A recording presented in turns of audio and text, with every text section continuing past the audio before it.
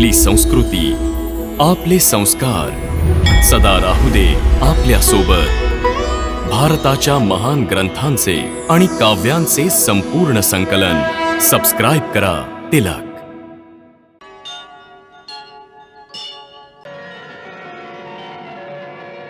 नवमी तिथी मधुमास पवित्र, चैत्रातील शुद्ध तिथ वाटते सुमित्र. मध्यानी गंधयुक्त वात उष्णवाहे, पुण्यशील पुण्यात्मा जन्म घेत आहे.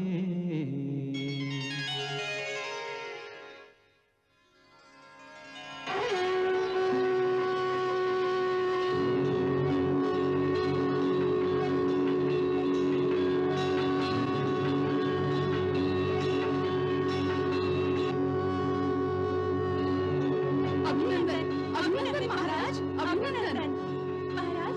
महाराणी कौसल्याला पुत्रास जन्म दिला आहे. अभिनंदन महाराज.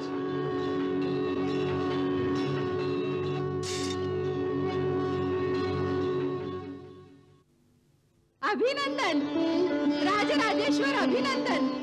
कैकई माता झाली. तुझ्या कैकई राणीने पुत्राला जन्म दिला. ती माता झाली, तिला सन्मान मिळाला.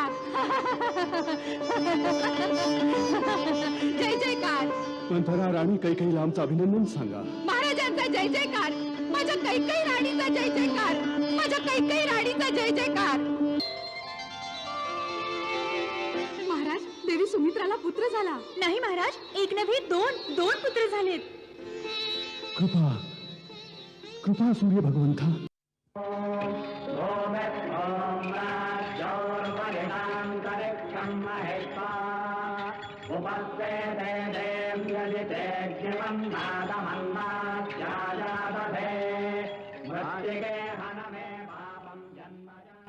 महाराज, आता आपण चारही कुमारांचं नामकरण करीत आहोत.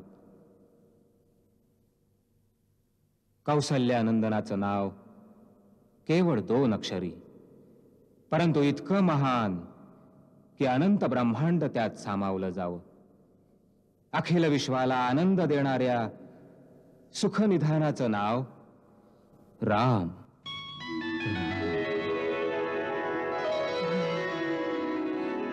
माझा राम. आणि कैकेयीच्या या बाळाचं नाव काय असेल? त्यागमूर्ती, धर्मस्वरूप, जगाचं भरण पोषण करणारा कैकेयी कुमार विश्वात भरत या नावानं विख्यात होईल. भरत. भरत.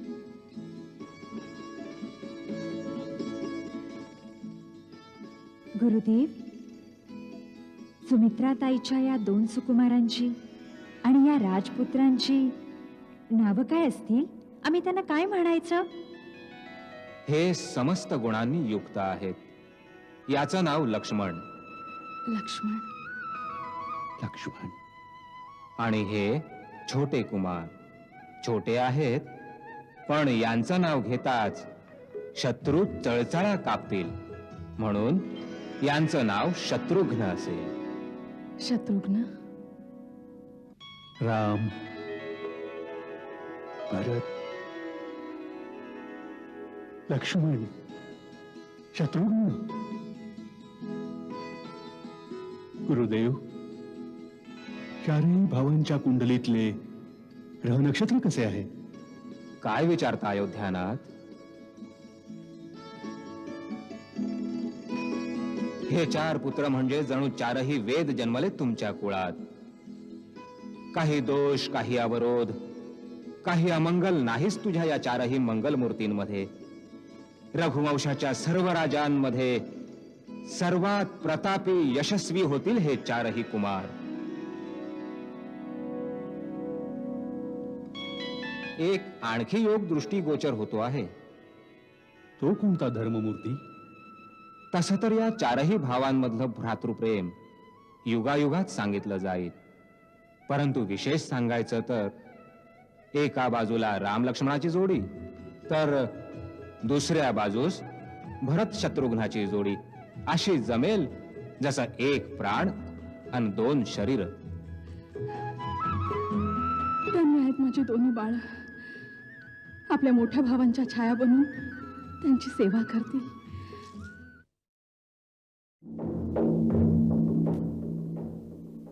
आता या स्वयंवराच्या कार्याचा आरंभ केला जात आहे. आपापली वीरता आणि पराक्रम दाखवण्याकरता आम्ही सर्वांना आमंत्रित करत आहोत.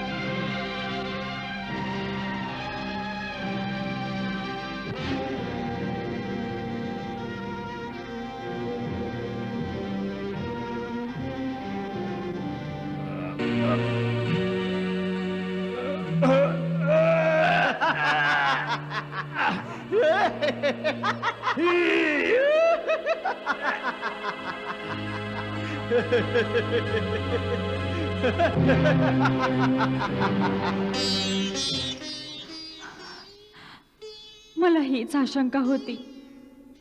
महाराजांचा पण पुरा नाही झाला तर काय होणार. मी त्यांना म्हटलं होतं की अशा राजहट्टानं काय लाभणार, ज्यानं मुलीचं जीवन पणाला लागेल. धीर धरा ताई, हा समय अधीर होण्याचा नाहीये.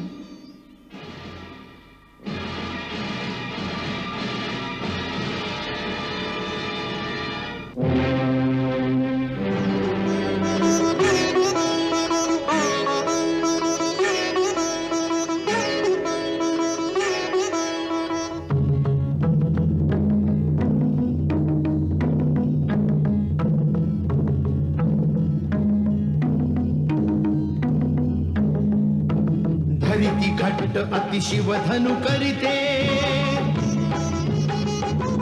लाविता कोटी बळ उठे न धनुते जरी हा कधी विचार मनी धरिती चाप समीप महीप न जाती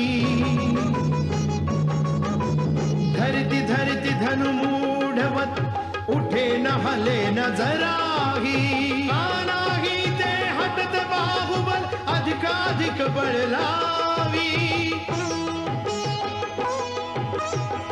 हले न हटे धनु जराही कैसे कामी वचन सती मनु जैसे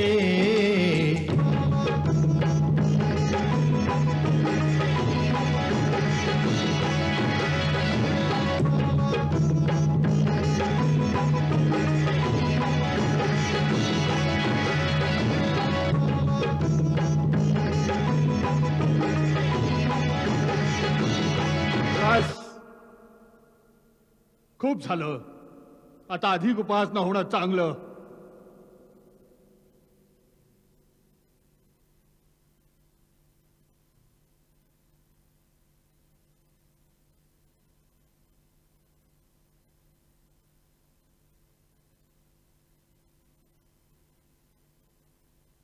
देशोदेशीचे आणि द्वीपाचे मोठमोठे राजे आणि राजकुमार माझा पण ऐकून या स्वयंवरास आले आहेत.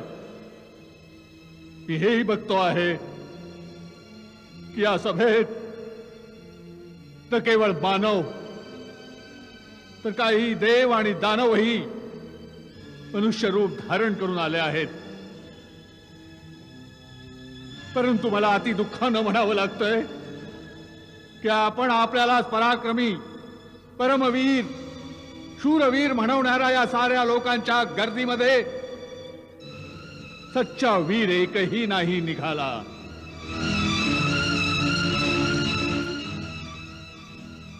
सीतेसारखी दिव्य पत्नी महान यश अनुपम कीर्ती एक साथ मिळवायला मी केवळ या पणाचं आणि पराक्रमाचं शुल्क ठेवलं होतं. परंतु या शूरवीरातून कुणीही ते मूल्य चुक्त करण्याची क्षमता नाही दाखवली. त्या शिवधनुष्याला झुकवण्याची व चाप लावण्याची गोष्ट तर दूरच कुणी त्याला हलवही नाही शकला. तर मला हे ठाऊक असतं तर मी असा पण ठेवून आपली फटफजिती केली नसती. आज माझं दुःख माझी निराशा यांना पारावार नाहीये. जर मी ही प्रतिज्ञा मोडली तर कुलाला कलंक ठरेन, पूर्वजांचे सुकृत नष्ट करेन. आणि जर मी आपला पण ठेवलाच तर माझी पुत्री आजन्म कुमारी राहील. तिचं जीवन विफल करण्याचं पाप माझ्या शिरावर चढेल. आज निराशेच्या अथांग सागरात बुडत असताना मला चहू दिशांना केवळ का पुरुषच दिसू लागले आहेत. लज्जेने फिके पडलेले यांचे चेहरे एकच गोष्ट सांगतायत, जनका लज्जेने पीडित मरून जा. कारण की आज ही वेदभूमी वीरांची राहिली नाही. बस महाराज बस. इतकी लज्जास्पद आणि अनुचित गोष्ट बोलण्या अगोदर आपल्याला हे आठवलं नाही की या सभेत सूर्यवंशी रघुकुलनंदन श्रीरामही बसले आहेत. महाराज जनक, ज्या सभेत रघुवंशाचा कोणी सदस्य बसला असेल त्या सभेत अशा प्रकारची गोष्ट बोलण्याचं कोणी साहसही नाही करत. आणि आपण तर रघुकुलनंदन श्रीरामांसमोर वीरतेला आव्हान देत आहेत. आपण याचा परिणाम जाणता. मला माझ्या दादांच्या चरणांची शपथ, जर माझे गुरु मला आज्ञा देतील तर हे जीर्ण शिवधनुष्य काय चीज आहे. मी पूर्ण ब्रह्मांडाला चेंडू प्रमाणे उचलून अशा प्रकारे आपटेन की त्याचे तुकडे तुकडे होतील. लक्ष्मणा, मला क्षमा करा दादा. मला आपला अपमान सहन नाही झाला. मला आज्ञा द्या, म्हणजे महाराज जनकांच्या अपमानजनक शब्दांचं समुचित उत्तर देऊ शकेन. शांत हो, शांत हो वत्सा. आपल्या आसनावर विराजमान हो.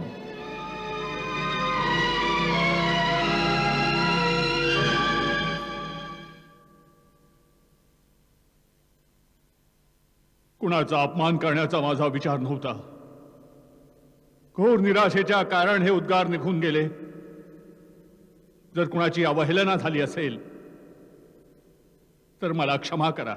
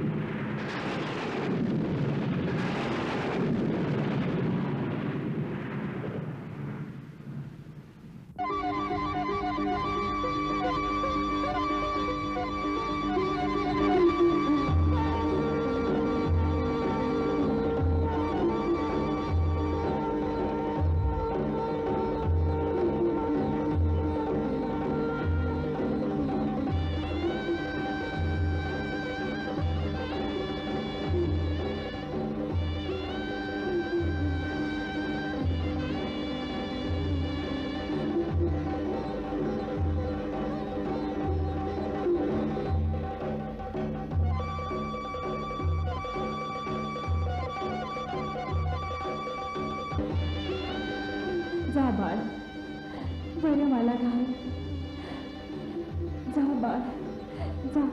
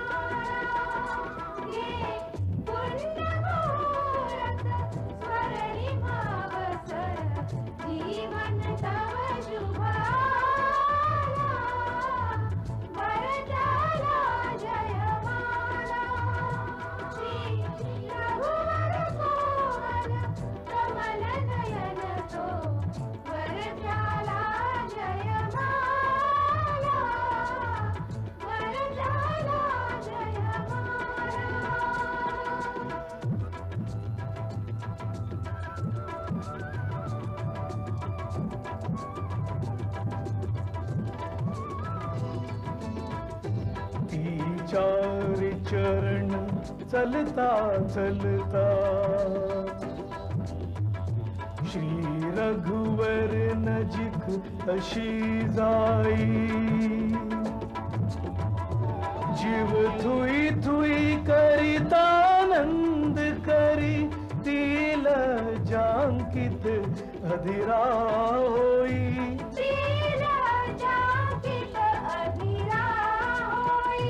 श्रीराम चकित चित त्यासी तेचा अद्भुत मोह मनाला.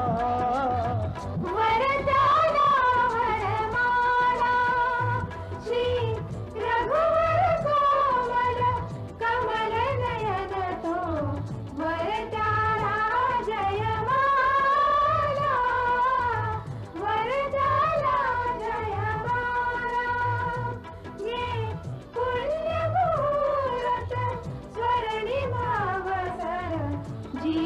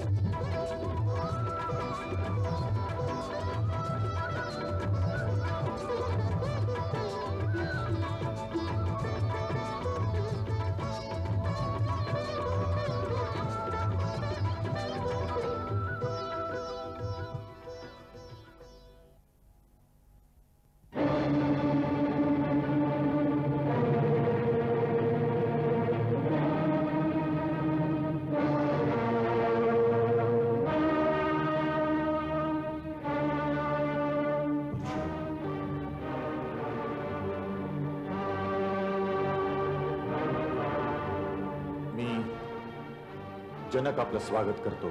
प्रणाम. भगवान परशुरामांच्या चरणी प्रणाम करतो. कल्याण वस्तू.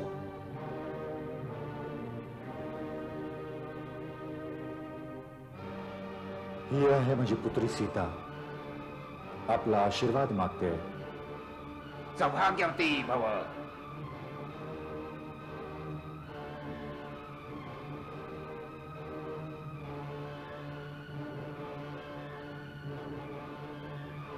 प्रभू, मिथिलेत आपलं स्वागत आहे. कल्याण मस्तू. अभिनंदन हे जामदग्नेय. नमस्तुभ्यं ब्रह्मर्षी. वत्स, पुढे या. भगवान परशुरामांच्या चरणी वंदन करा.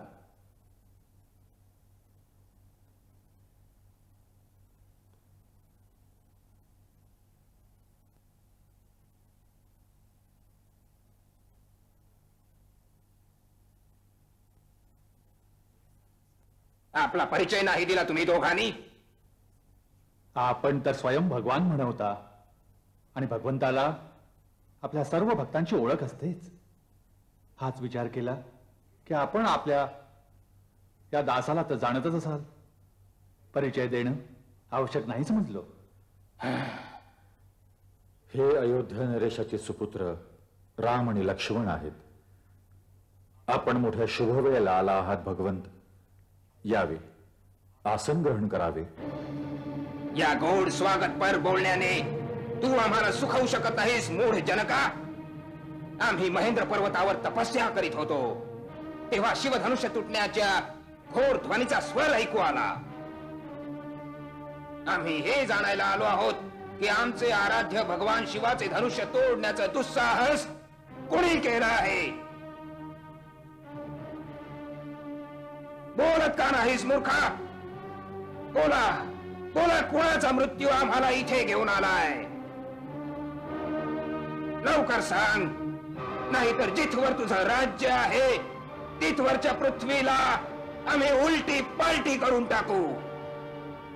तुझे सारे राज्य नष्ट करून टाकू, नष्ट करून टाकू. प्रभू, शिवाचे धनुष्य तोडावे असे साहस तर कोणी आपला दासच करू शकतो. त्याच्याकरिता काय आज्ञा आहे आपण मला सांगा. सेवक तो असतो जो सेवा करतो. जो शत्रुत्व करतो त्याला शत्रू समजून त्याला दंडच केला पाहिजे.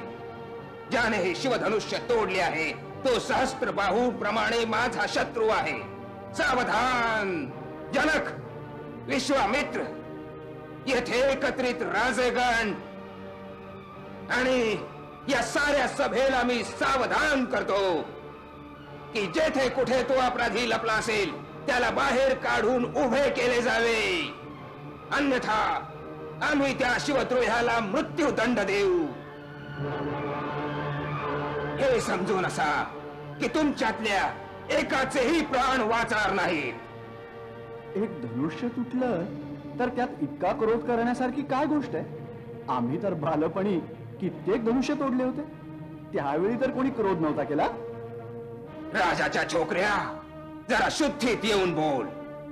विश्वभरात सन्मानित महाशिवधनुष्याला बालकांच्या धनुकल्यांच्या बरोबरीचे मानतोस. हे ते धनुष्य आहे ज्याने शंकराने त्रिपुरारीचा वध केला होता.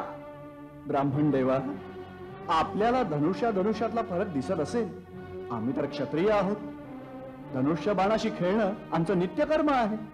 आमच्यासाठी तर सर्व धनुष्य एक समान आहेत. धिटाईची पण हद्द असते. वाटतं की तुला आपल्या जीवनाचा मोह राहिला नाही. मला मोह आहे किंवा नाही, परंतु आपल्याला या पुराण्या जीर्ण धनुष्याचा खूपच मोह दिसतोय. ज्याच्या तुटून जाण्यामुळं आपण बालकांसारखे अगदी रडता येते.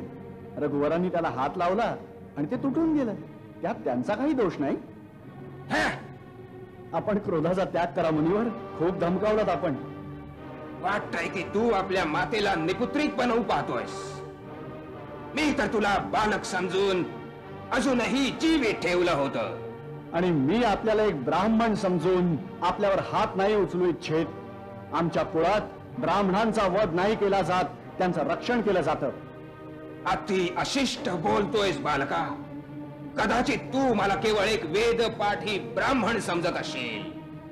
तू नाही जाणत की मी एक क्षत्रिय कुलनाशक, बाल ब्रह्मचारी, अति क्रोधी तो परशुराम आहे, ज्याने कित्येकदा या पृथ्वीला क्षत्रिय विहीन केलं आहे.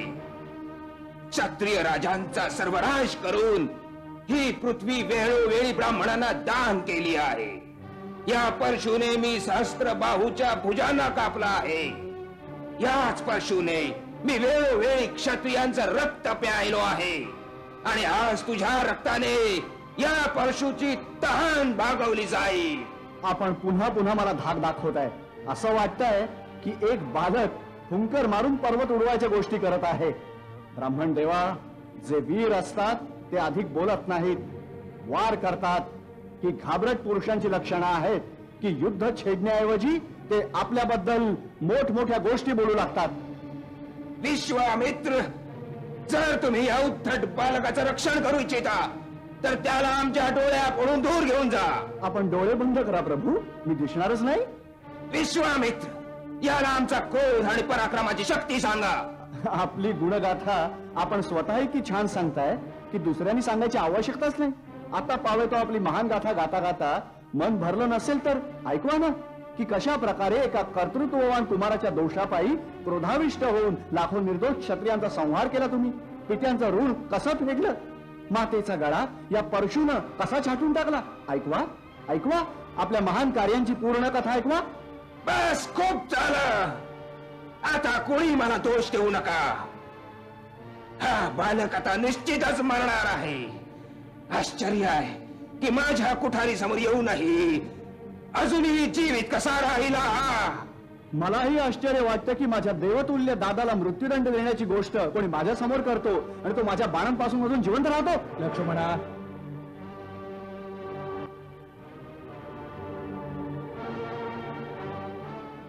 महामुनी, बालकांच्या दोषावर मोठे क्रोध नाही करत. शांत व्हा भगवान. तू चुप राहा कौशिक नंदन. आपल्याला हा क्रोध शोभा नाही देत भगवान.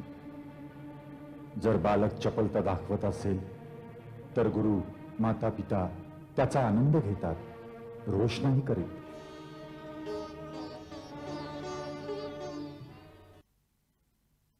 भगवान, आपण तर सरळ स्वभावाचे आहात.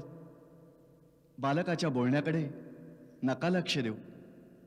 आणि त्याशिवाय त्यानं तर आपला काही अपराध नाही केला.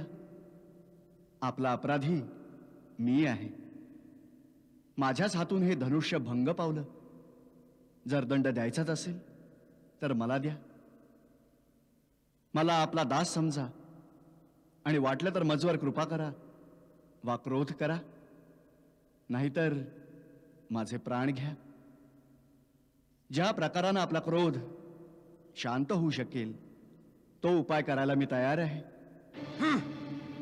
तूही काही कमी धूर्त नाहीस. भगवान शंकराचं धनुष्य तोडून आता मलाच ज्ञान शिकवतोयस. तिकडे तुझा छोटा भ्राता तुझ्या संमतीने मला भडकवीत आहे, मला क्रोधित करून माझं बळ क्षीण करीत आहे. आणि इकडे तू आम्हाला हात जोडून असा अनुनय विनय करतोयस. परंतु हे छळकपट आणखी नाही चालू शकणार. तू समजतोयस की स्वतःला राम म्हणवण्याने तू परशुरामाचाही सामना करू शकशील. चल, उचल शस्त्र आणि माझ्या बरोबर युद्ध कर. मी तुला निशस्त्र नाही मारणार. विरोचित मृत्यूचा अवसर देईन. आणि युद्ध नाही केलंस तर भ्रात्या समवेत तुला आत्ताच मारून टाकेन. प्रभू, जर रणामध्ये आम्हाला कुणी ललकारलं तर क्षत्रिय धर्माच्या अनुसार आम्ही त्याच्याशी अवश्य लढू. मग तो स्वयं काळही का असेना. परंतु आम्हा रघुवंशीयांचा हाही धर्म आहे की आम्ही गौ, ब्राह्मण आणि स्त्रीवर हात नाही चालवत. ब्राह्मण आमच्यासाठी सदा पूजनीय आहे आणि त्यांची सेवा करणं आमचा परमधर्म आहे. मग प्रभू आणि सेवक यांच्यात युद्ध कसं होऊ शकतं? आपली आणि आमची बरोबरी कशी होऊ शकते? भगवन, माझं तर छोटंसं नाव आहे, राम. पण आपलं परशु समवेत परशुराम, आपण आपल्या रामाला अजूनही नाही ओळखलं.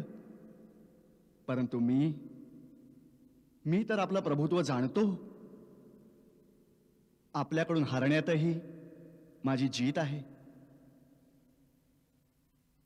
विप्रवंशीवर अस्त्र टाकता हारलो तरी ती मजला जीत वाटते.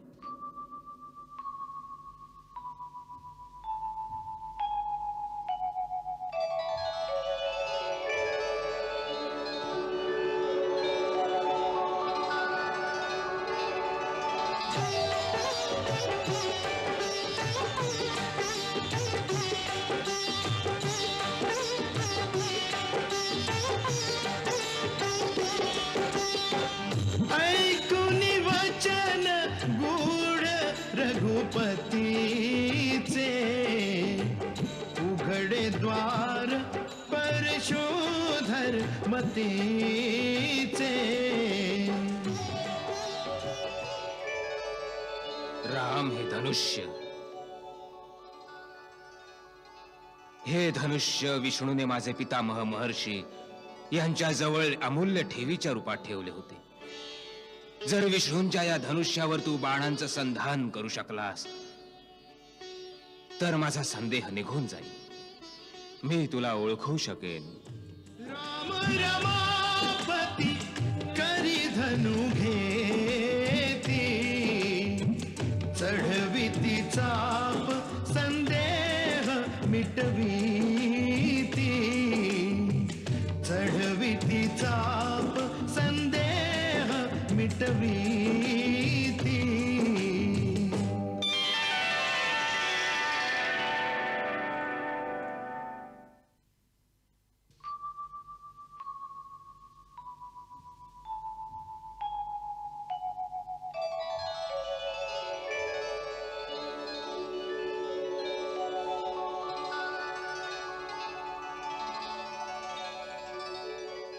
भृगुनंदन, आपण जाणता की एक दिव्य वैष्णव बाण कधी रिक्त नाही जात. परंतु एक तर आपण ब्राह्मण आहात आणि दुसरं गुरु विश्वामित्रांच्या बहिणीचे पौत्र. म्हणून मी हा अमोघ बाण आपल्यावर नाही चालवू शकत. आता आपणच सांगा की मी कुणाला नष्ट करू. आपल्यापाशी मनाच्या गतीने सर्वत्र येण्या जाण्याची जी शक्ती आहे तिला, की आपण आपल्या तपोबलाने जे पुण्यलोक अर्जित केले आहेत त्याला नष्ट करू. हे रघुनंदन, माझ्या आवागमनाच्या शक्तीचा नाश नको करूस. कारण मी जेव्हा माझे गुरु कश्यप यांना ही सारी पृथ्वी दान केली होती तेव्हा त्यांनी मला सांगितलं होतं की आता तू माझ्या राज्यात नाही राहू शकत. तेव्हापासून मी कधीही पृथ्वीवर रात्री विश्राम नाही करी. मला रात्री महेंद्र पर्वतावर जाण्याकरता त्या शक्तीची परम आवश्यकता आहे. परंतु आपण या मोघ बाणाने आमच्या पुण्यलोकाचा नाश करून टाका. ज्याबरोबर नाश होईल आमची कीर्ती, आमचा अहंकार आणि अहंकार जडित आमचा क्रोध. राम, यास पूर्व दिशेस सोड.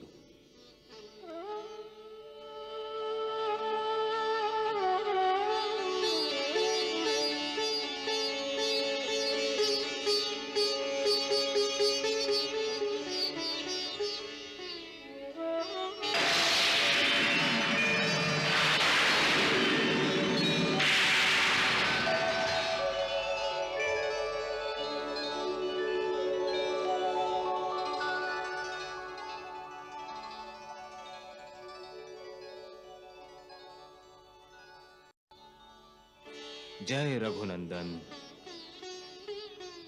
तुझा विजय हो. भैया भैया, मी जे ऐकतोय ते खरं आहे. कैकईच्या सांगण्यावरून महाराजांनी आपल्याकडून राज्य काढून घेतलं. लक्ष्मण, माता कैकईला कैकई म्हणण्यास कधीपासून शिकलायस तू? आपण म्हणा तिला माता.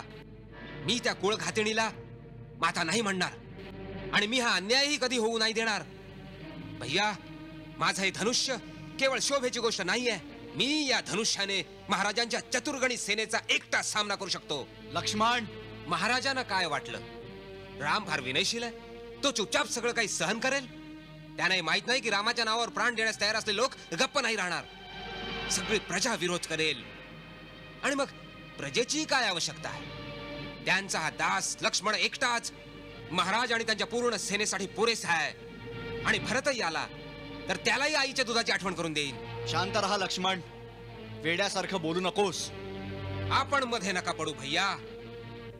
अन्याय सहन करणं क्षत्रिय धर्माच्या विरुद्ध आहे. शत्रूने वार करावा आणि क्षत्रियाने त्याला उत्तर देऊ नये हा त्याच्या वीरतेचा धिक्कार आहे. जे राजसिंहासन प्रजेसमोर घोषणा करून आपल्याला देण्यात आला आहे त्या राजसिंहासनावर बसण्याचा अधिकार कुणालाही नाही, स्वतः महाराजांनाही नाही. भैया, आपला हा लक्ष्मण जर मृत नाही झाला तर त्या सिंहासनावर महाराणी सीतेबरोबर आपण विराजमान व्हाल. महाराज दशरथ आणि त्यांचे लाडके भरत दोघेही आपल्या दरबारात हात बांधून उभे राहतील. वाह वाह, काय सुंदर चित्र आहे. पिता हात बांधून समोर उभा आहे आणि पुत्र आपल्या पत्नी सोबत आसनावर बसून त्यांना आज्ञा देत आहे. आकाशातून उतरून देवही येतील हे दृश्य पाहण्यासाठी की अयोध्येत मानव सभ्यतेने किती प्रगती केली आहे. परंतु जेव्हा पिताच आपल्या आचरणातून घसरतात, आपल्या धर्मात्मा पुत्राला एका स्त्रीच्या समोर. बस झालं लक्ष्मण, बस. जर तुझे विचार इतके नीच असतील तर मला भाऊ म्हणणं सोडून दे आणि आजच्या नंतर मला तुझं तोंडही दाखवू नकोस. भैया, हे आपण काय म्हणताय? मी आपल्याशिवाय कसा जिवंत राहू? भैया, आपण माझे परमेश्वर आहात. आपल्यावर कोणी अन्याय केला, आपल्यावर कोणी अत्याचार करण्याचं बोललं तर मी कसा गप्प राहू? हे तुला कोणी सांगितलं की माझ्यावर काही अन्याय होतोय किंवा माझ्यावर कोणी अत्याचार करतोय? या गोष्टी ज्या तू बोललास, अत्याचार तर हा आहे जो तू आपल्या मोठ्या भावावर करतो आहेस, आपल्या पिताश्रींवर करतो आहेस. पिताश्रींवर? हो, पिताश्रींवर. तू त्यांची पीडा जाणतोयस? ठाऊक आहे त्यांची समस्या काय आहे? तुला कळतंय त्यांच्यासारखा धीरवीर पुरुष आता कोणत्या धर्मसंकटात आहे? जो स्त्री मोहात फसेल त्याची अशीच दशा होईल.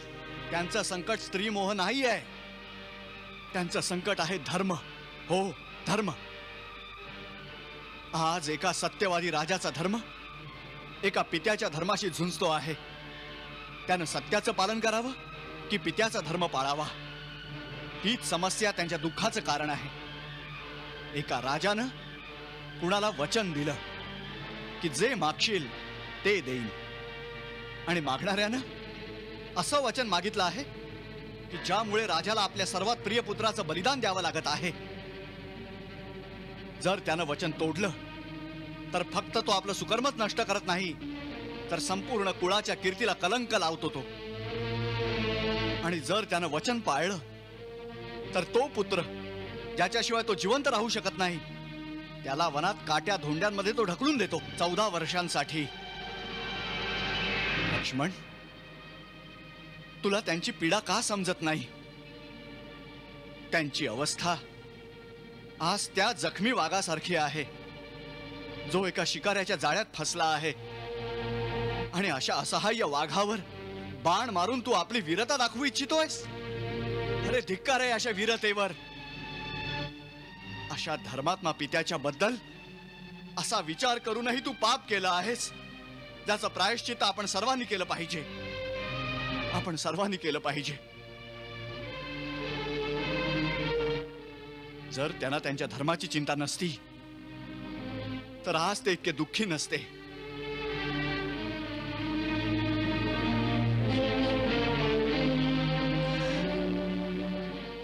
आज मी त्यांना जेव्हा इतका असहाय्य अवस्थेत पाहिलं तेव्हा मला स्वतःचीच शरम वाटली की माझ्यामुळे माझा वीर, महान आणि धर्मात्मा पिता इतका दुःखी आहे. मी माझं कर्तव्य निश्चित करण्यात एका क्षणाचाही विलंब केला नाही, कारण पुत्राच्या नात्यानं माझं एकच कर्तव्य आहे की मी तेच काम करावं ज्यात त्यांचं सत्य, त्यांचा धर्म, त्यांच्या प्रतिज्ञेची क्षती होऊ नये, तर त्यांची कीर्ती वाढावी, त्यांचं यश मलिन होऊ नये. लक्ष्मण, आपल्यासारखे पिता एखाद्याला मोठ्या भाग्यानंच मिळतात. पण जर एखाद्याचा पिता जरी दुराचारी असेल, जरी जगानं त्याला त्यागलं असेल, तरी पुत्राचा धर्म आहे की त्यानं आपल्या पित्याला देवाप्रमाणे पूजावं. कारण पिता मनुष्याचा प्राणदाता असतो. लक्ष्मण, जो पित्याची भक्ती करत नाही, देवताच कशाला, स्वतः परमेश्वरही त्याच्या पूजेचा स्वीकार करत नाही. भैया, मग काय माता कैकेयीचा अन्याय चुपचाप सहन करायचा? मी माता कैकेयीला दोषी ठरवत नाही. भैया, हो लक्ष्मण, बालपणापासून आजपर्यंत माता कैकेयीनं आपल्यावर किती प्रेम केलं आहे, किती लाड केले आहेत, ते विसरलास? त्या तर निश्चल प्रेमाची अशी पवित्र नदी आहेत, जिच्यात सदैव प्रेमाच्या लाटा उठायच्या. अशा निश्चल पवित्र प्रेमाची नदी एका दिवसात कशी सुकली, हेच मला कळत नाहीये. जगात अशा खूप अनाकलनीय गोष्टी असतात ज्या माणसाला समजत नाहीत. अचानक एके दिवशी भूकंप येतो, जो मनुष्याच्या जीवनाला उलटसुलट करून टाकतो. अशा वेळेस मग इतरांना का दोष द्यायचा? त्याला आपलं दैव समजून, आपलं प्रारब्ध समजून ते मान्य केलं पाहिजे. आज जे होत आहे ते आधीच ठरलेलं आहे. ते विधी लिखित आहे, ज्यामुळे माता कैकेयी सारख्या थोर आणि पुण्यवान स्त्रीला अशी बुद्धी झाली आहे. जर हे विधी लिखित आहे, तर मला याच्याही समोर हरायचं नाही. वीरांच्या पुरुषार्थाची परीक्षा अशाच आपत्ती काळात होत असते. आपत्ती काळात फक्त वीरतेचीच परीक्षा होत नसते, मनुष्याच्या धर्माचीही परीक्षा होते. लक्ष्मण, वीरता फक्त शस्त्र उचलण्यालाच म्हणत नाहीत. कधी कधी शस्त्र न उचलणं परमवीरतेचं लक्षण असू शकतं.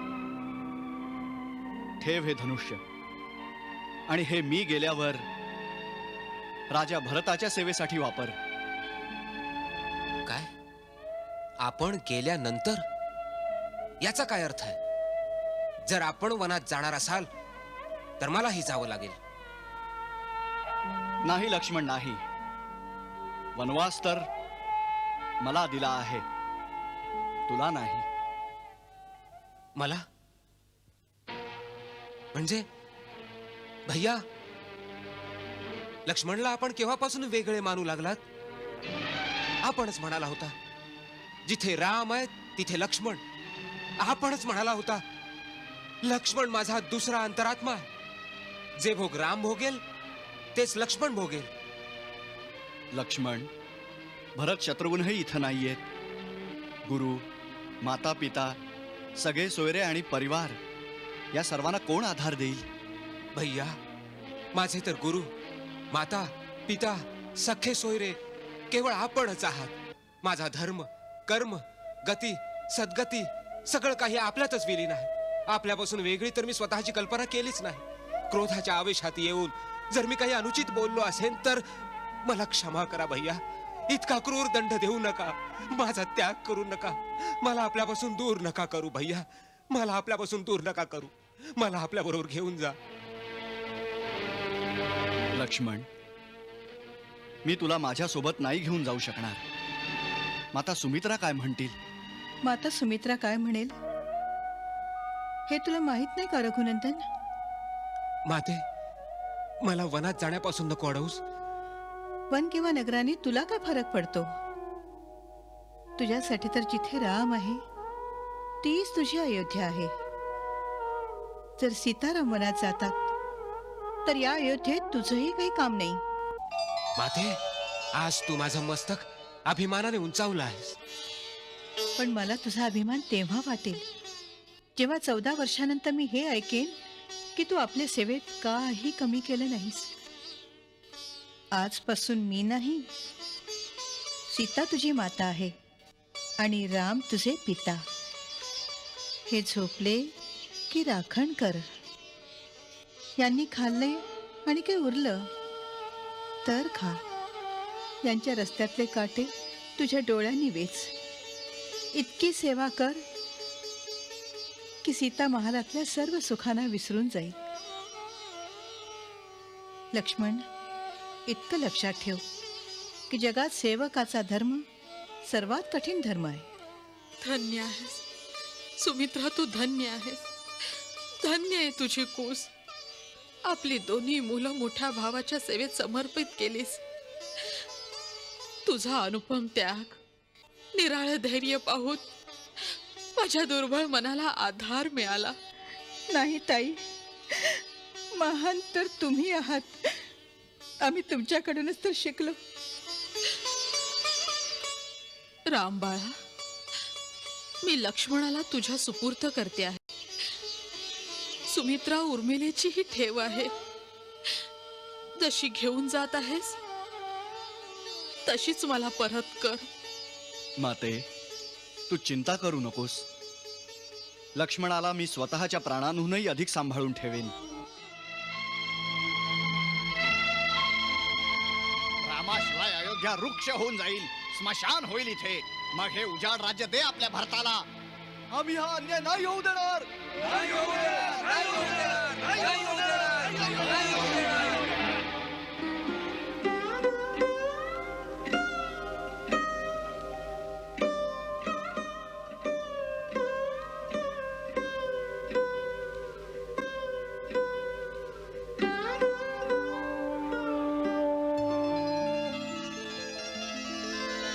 सहन कोणी कशी करेल, अशी घात कठेच. पुत्र पित्याच्या समोर धारण करी जोगीचा वेश.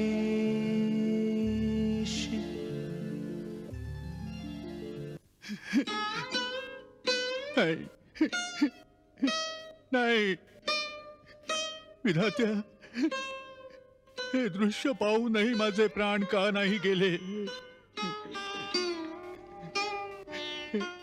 जानकी मुली, मी तुला हात जोडतो. तू वनात नको जाऊस.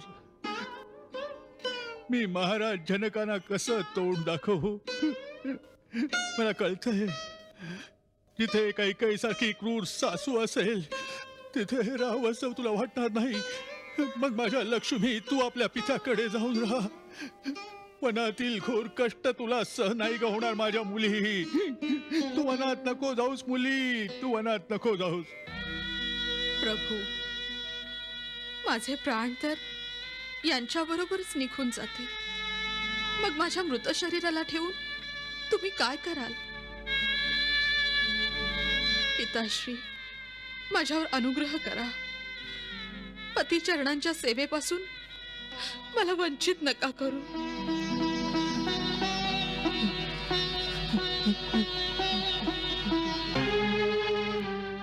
राम, तू जितका विलंब करशील तुझे पिताश्री तितकेच विचलित होत जातील.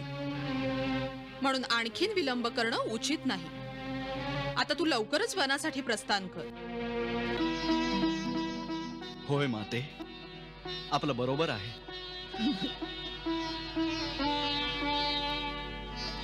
मला आशीर्वाद द्यावा, ज्यानं मी आपल्या वचनाचं पालन करून आपल्याला सुख देऊ शकेन.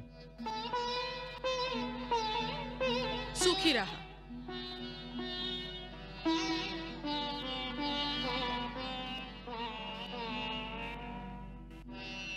गुरुदेव, आज्ञा द्यावी. राम, तुझ्या कीर्तीचा सूर्य अनंत काळ दीप्तिमान राहो.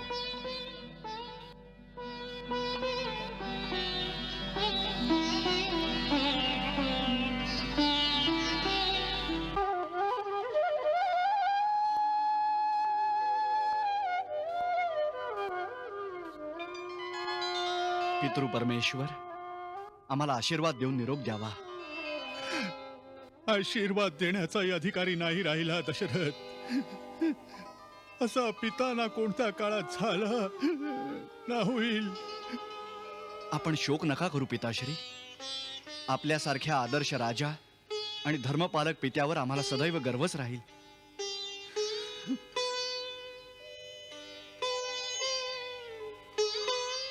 जाण्याआधी एक निवेदन आहे तुमच्या श्री चरणांशी. माझी माता देवी कौसल्या माझ्या जाण्यानं खूप व्यथित होत आहेत. त्यांना आपण धीर द्यावा, त्यांच्याकडे लक्ष द्यावं आणि त्यांच्यावर आपली कृपा असू द्यावी.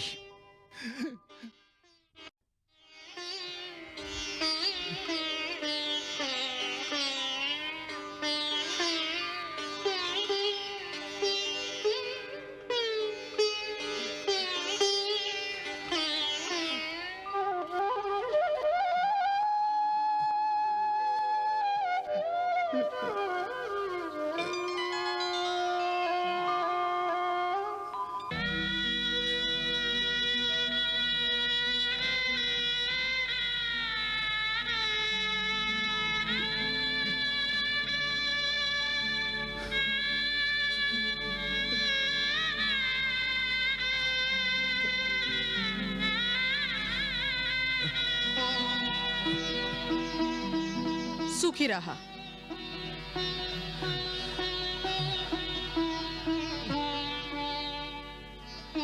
सौभाग्यवती भव.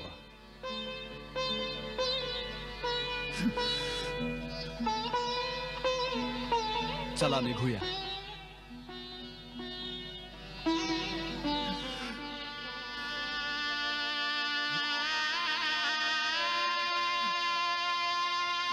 सुमंत्र, तूच त्यांना थांबव. महाराज, जर हे संभव असतं तर मी जीवनभर त्यांच्या ऐवजी वनात राहण्यास तयार आहे. सुमंत्र, तू त्यांच्या बरोबर जा. त्यांना पायी जाऊ देऊ नकोस. तू स्वतः रथातून घेऊन जा. थोडे दिवस एकत्र राहून जंगल दाखवून समजावून सांगून माघारी घेऊन ये.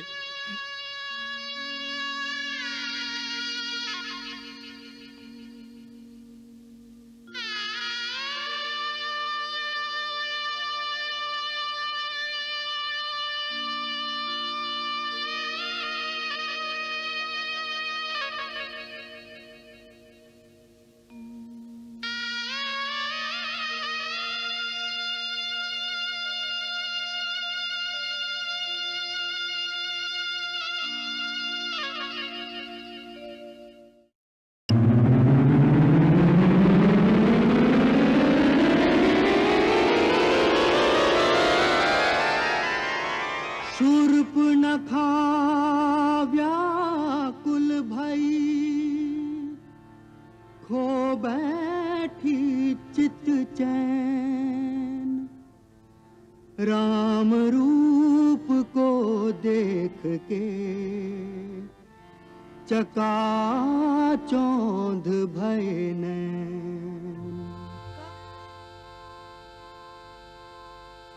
अंबरातुनी भूवरी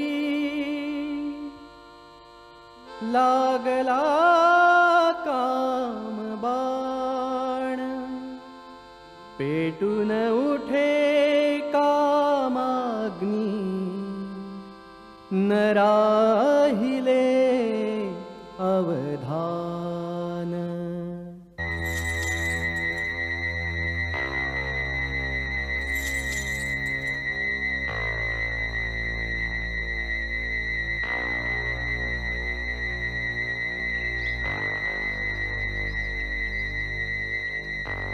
नमस्कार देवी.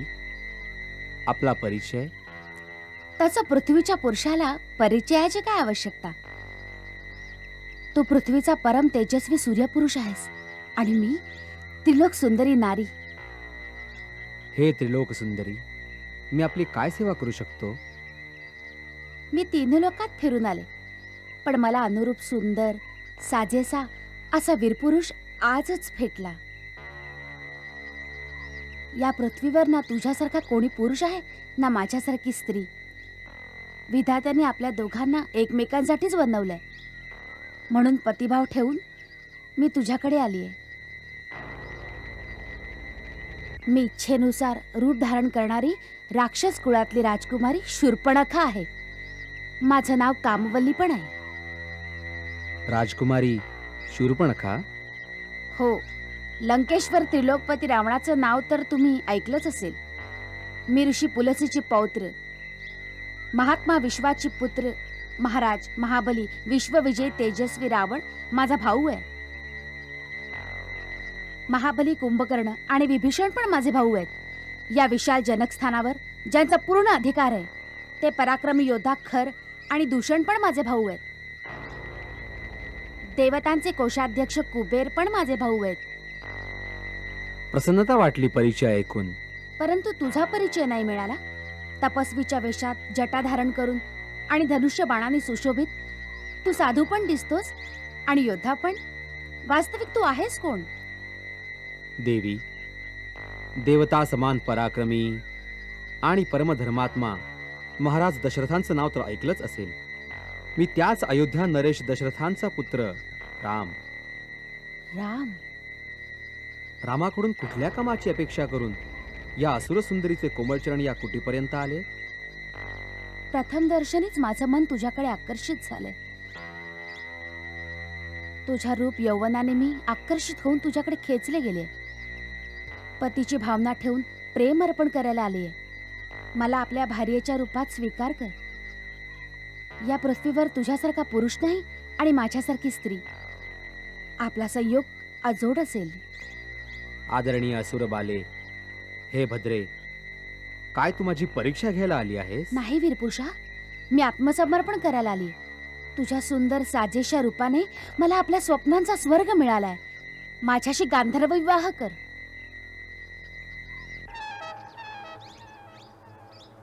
मी विवाहित आहे. ही माझी परिणिता धर्मपत्नी सीता.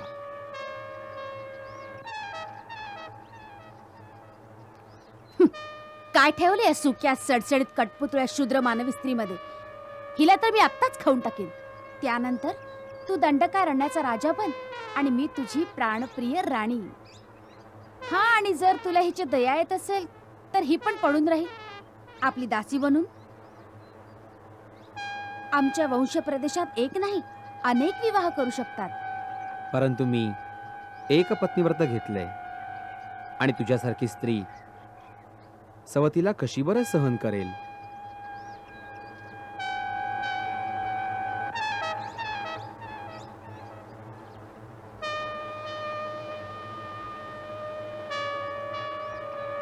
वहिनी, मी वनातून तुमच्या स्वयंपाकासाठी सुकी लाकडं घेऊन आलोय.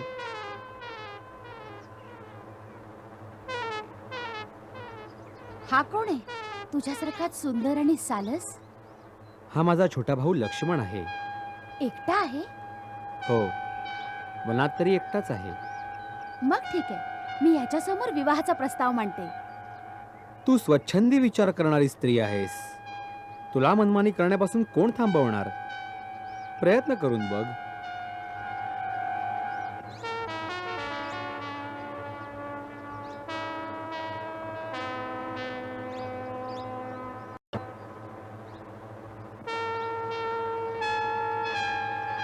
काय हो लक्ष्मण, एकटेच आहात? सांगा, तुम्हाला कोणती समस्या आहे? कष्ट नाही, मी तुझ्या सुखाचा आणि आनंदाचा प्रस्ताव घेऊन आली. आता तर आपण दादाकडे काहीतरी याचना करत होतात. त्या अभाग्याने माझ्या बोलण्याचा रोखच नाही ओळखला. म्हणतो मी विवाहित आहे. जाऊ दे त्याला. मी सर्व गुणांनी तुझ्या योग्य आहे आणि तू माझ्या योग्य आहेस. माझा परिणय प्रस्ताव स्वीकार कर. भद्रे, स्वामींना सोडून सेवकाकडे का बरं येतेस? काय तुझ्या दृष्टीने स्वामी आणि सेवकात काहीच फरक नाही? हे गजगामिनी, कुठे तू स्वामिनी बनण्याचं स्वप्न बघत होतीस? मी तर आपल्या मोठ्या भावाचा श्री रामचंद्रांचा दास आहे. माझी सहचारिणी बनून दादा वहिनींची सेवा करता करता थकून जाशील. राणी बनता बनता दासी का होऊ इच्छितेस तू? जा, तिथे जाऊन आपल्या मनोकामनीची याचना कर. मी इथे याचना करायला नाही आले. तुम्ही दोघं भाऊ माझ्या प्रेम प्रस्तावाला धुडकावताय केवळ एका शूद्र स्त्रीसाठी. हिचं तर मी नामोनिशाण मिटवून टाकेन. तुझ्या समोर हिला मी आत्ता खाऊन टाकते.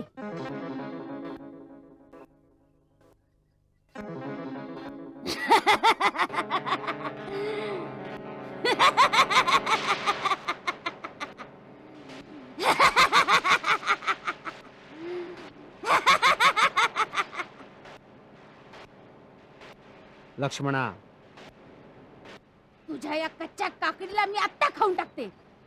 तेव्हाच तू माझ्याशी विवाह करशील.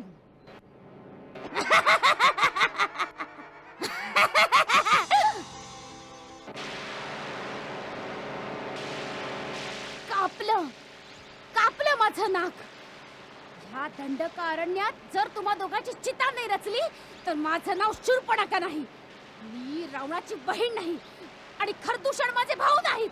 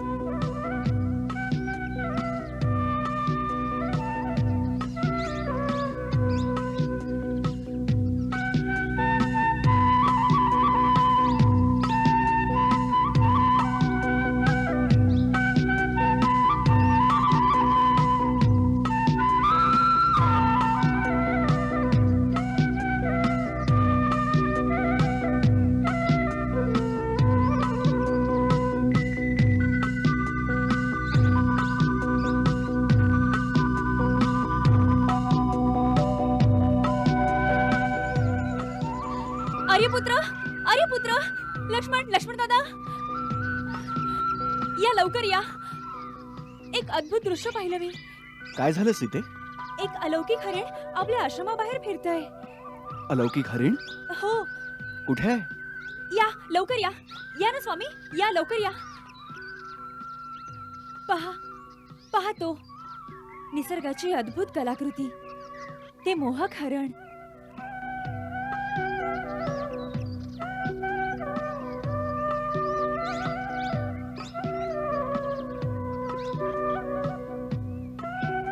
असं वेगळं हरण कधी पाहिलंय? त्याची शिंग पहा, वाटते सोन्याची आहे. त्याची कातडी पण सोन्याची आहे. खरंच अद्भुत, विलक्षण. पाहिलंच लक्ष्मण? पाहतोय दादा. स्वामी, याला काहीही करून पकडा ना. ओहो, किती सुंदर हरण आहे. पकडून काय करशील कल्याणी? याला अयोध्येला घेऊन जाऊ. पाहून सर्वजण आश्चर्याने थक्क होतील. याच्या पायात घुंगरू बांधीन. जेव्हा महालात छम छम होईल ना, तेव्हा मातांना किती आनंद होईल. नाहीतर वनवासाची स्मृती म्हणून भरत दादांना भेट देऊन टाकीन. जा ना, लवकर पकडून आणा ना. लक्ष्मण, तुझ्या वहिनीची इच्छा पूर्ण करावीच लागेल. वास्तवात हे आहेही खूप सुंदर.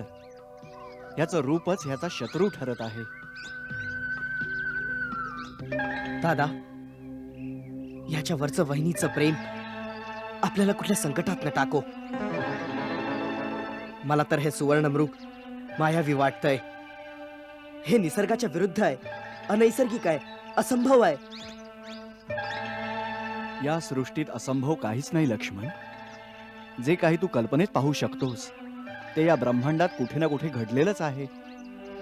ज्ञानी आणि विज्ञानी सुद्धा सृष्टीचं सारं रहस्य नाही जाणत. म्हणून ह्यानं ही सृष्टी खोटी नाही ठरत. परंतु दादा, जे निसर्गाच्या विरुद्ध आहे.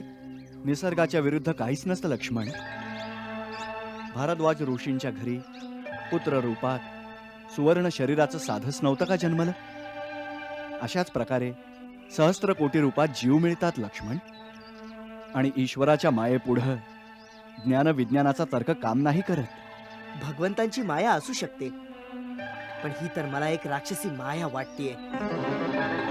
आठवतंय दादा, एकदा दंडकारण्यात कितीतरी राक्षस अशाच प्रकारे आले होते. ओहो, आता तुम्ही अशाच प्रकारे तर्क करीत राहिलात ना, तर तितक्यात हरिण पळून जाईल. आपण माझी एवढीशी इच्छा पूर्ण नाही करू शकत. लक्ष्मण, बहुधा सीता हरिण मिळवल्याशिवाय ऐकणार नाही. मी आत्ताच जातो.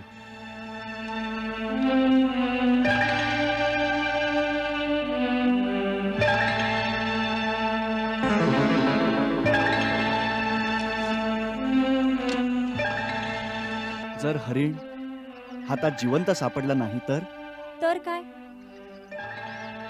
त्याचं मृगाजन किती सुंदर आहे. आपल्या पूजेत आसन म्हणून कामी येईल.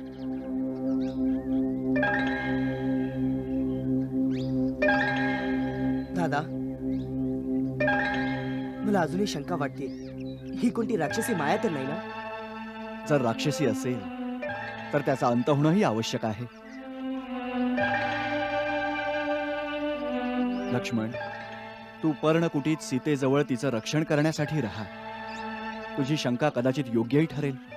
मी जानकीची इच्छा पूर्ण करायला त्या कांचन मृगाच्या मागे जातो. जिवंत किंवा मारून त्वरित परत येतो. परंतु लक्ष्मण, सावध राहा. वनात बरेच राक्षस फिरत असतात. म्हणून कुठल्याही परिस्थितीत सीतेला एकटी नको सोडूस. जशी आज्ञा दादा.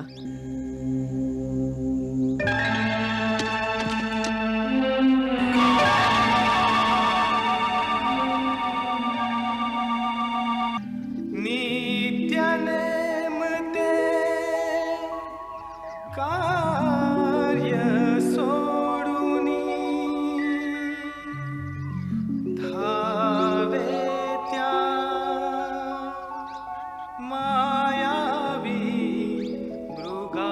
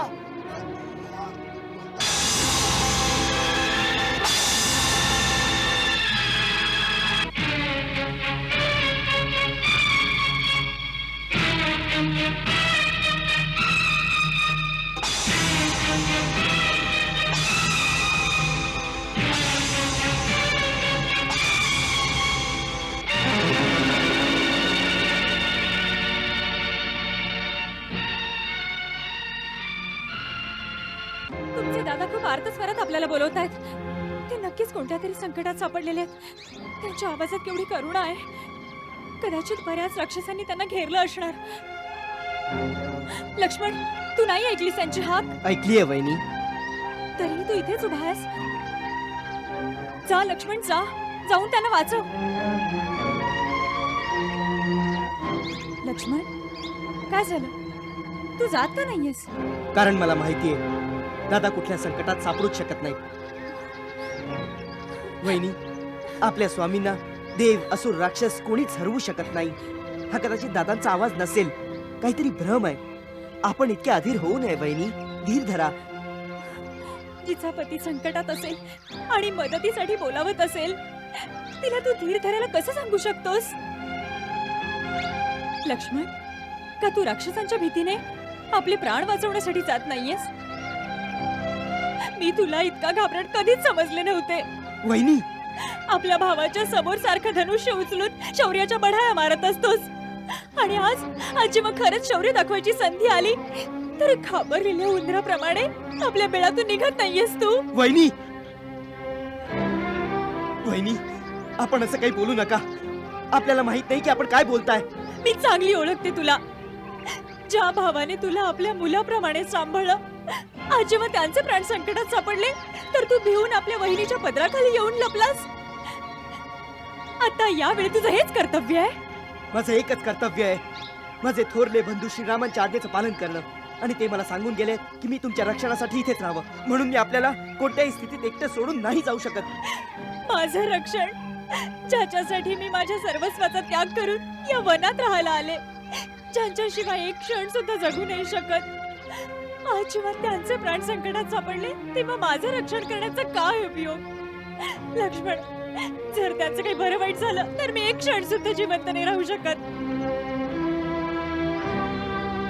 मग माझ्या मृत शरीराचं रक्षण करीत राहा आणि पाळत राहा भावाची आज्ञा. वहिनी, तुम्ही समजत का नाही आहात? दादांवर काही संकट येऊच शकत नाही. 3 लोकात असा कोणीही वीर नाही जो त्यांचा पराभव करू शकेल. हे काय दुर्दैव आहे वहिनी की आपली बुद्धी इतकी हीन झालीये. जिच्या पतीचे प्राण संकटात असतील अशा स्त्रीचे याहून मोठं दुर्दैव अजून काय असणार? आज तू माझ्याशी वाद घालतोयस. हट्टीपणा तर तू नेहमीच करतोस, पण आपल्या घाबरटपणामुळे माझी अवज्ञा पण करशील याची मला अपेक्षा नव्हती. वहिनी, आपण मला घाबरट म्हणू नका. घाबरट नाहीयेस तर माझ्या आज्ञेचं पालन कर. वहिनी, आपण हट्ट करू नका. काहीतरी अघटित होऊ शकतं. तू गेला नाहीस तर अघटित घडणारच आहे. लक्ष्मण, बोलण्यात वेळ घालवू नकोस.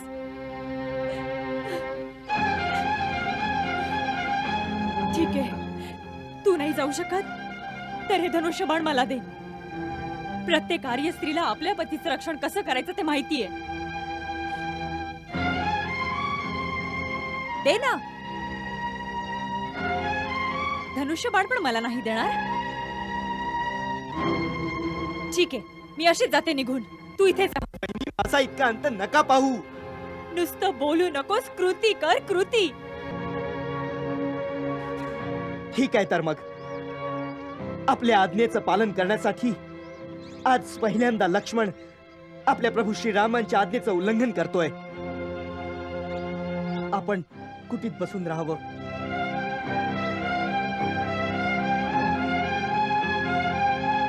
माते, आपण कुटीत राहा.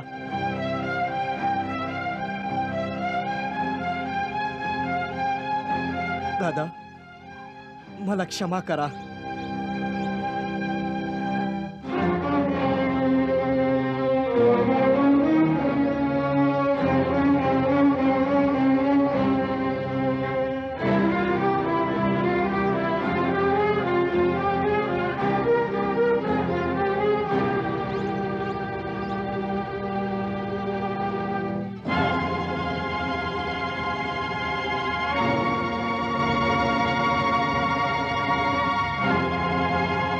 माते, गुरुने दिलेल्या मंत्रशक्तीने मी इथे एक अदृश्य भिंत बनवलीये. कुणीही जर या लक्ष्मण रेषेचं उल्लंघन करून आत येण्याचं साहस करेल तर जळून भस्म होऊन जाईल. म्हणून म्हणतो माते, माझी आपणास विनंती आहे, कुठल्याही परिस्थितीत राम दादा येईपर्यंत तुम्ही एकही पाऊल या रेषेच्या बाहेर काढू नका.